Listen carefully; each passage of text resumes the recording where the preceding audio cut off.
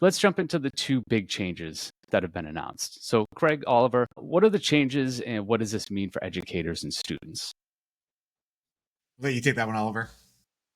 Yeah, absolutely. So basically, the way that the ACT is approaching this, they have a strategy of taking the test, making it a bit more approachable for students. They want to make it shorter. They want to make it something that students can complete with a little bit less of like a all day commitment. And so the big changes they're making, first point is they're making the science section optional. So if you're familiar with how the writing section is handled for the ACT, currently it's something that's like an add-on that some colleges want to see and some accountability wants to see. What ACT is doing is they're making that same thing for science, which means that the composite score that we all know and love no longer is going to be an average of math, English, reading, and science. It's just going to be an average of math, English, and reading. So science will be like a bonus additional section. So we'll be more on that when we talk about like strategy, but it's technically going to be an optional section given out by ACT.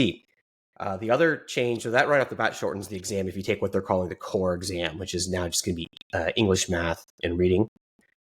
The other major change that they're making is that they are shortening the length of the passages and the number of questions for the reading and the writing section, reading and English sections. So if you're familiar with, the traditional 4 passages, they're typically around 850 words or so.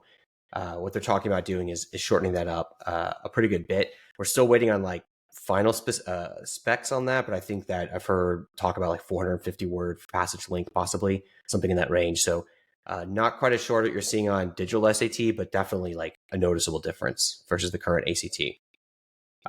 And so, those are the major changes that has some impact. I do want to emphasize, we'll talk about timeline. This is for the 2026 spring for school-based administration. So we have a little bit of time to prepare for it. But those changes as far as impact for your students, it's going to be, we're still cautious. We're cautiously optimistic. We like what ACT does with their exams and how they approach things. I think it's going to be a net benefit for students. I'm especially excited about the opportunity for the reading and the English sections.